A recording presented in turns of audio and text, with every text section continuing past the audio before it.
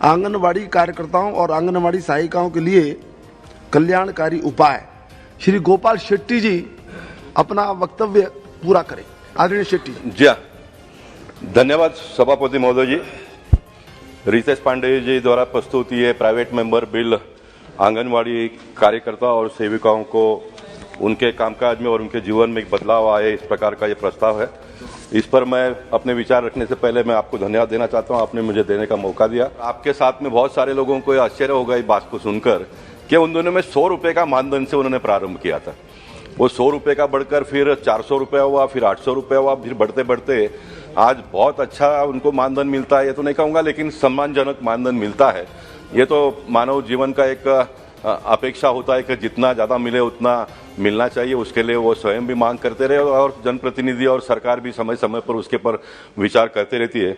लेकिन मैं मानता हूं कि इन आंगनवाड़ी सेविकाओं ने एक हेल्थ के सेक्टर में एक बहुत बड़ा क्रांतिकारी बदलाव किया है, बहुत बड़ा क्रांतिकारी बदलाव किया है। मैं ये कहूँगा कि सरकार के माध्यम से अगर कोई स्कीम को लोगों तक पहुँचाना है तो करोड़ों रुपए का एडवर्टाइजिंग करना पड़ता है। लेकिन ये आंगनवाड़ी के सेविकाएं जो है वो महानगर पालिका के हो या तो सरकार के सभी योजनाओं को सामान्य परिवार के बहनों तक पहुंचाने का काम करते हैं।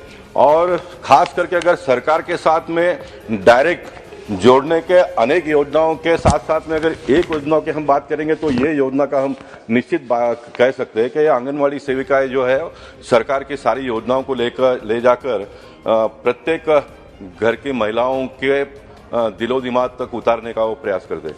मैम अध्यक्ष जी, आप हम सब जनप्रतिनिधि लोग हैं, हम कोरोना काल को भूल नहीं पाएंगे।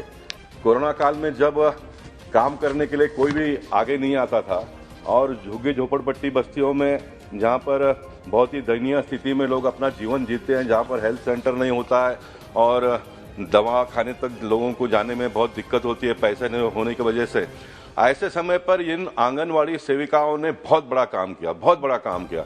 लोग हैं जो सरकार की योजनाओं का लाभ लेना चाहते हैं, उनको डायरेक्ट सरकार के साथ में जोड़ने का काम अगर किसी ने किया तो इन आंगनवाड़ी बहनों ने किया ऐसा। तो मैं ये चाहता हूँ कि कम से कम ये आंगनवाड़ी सेविकाओं को एक परमानेंट हेल्थ कार्ड दिया जाए, उनको प्रायोरिटी में।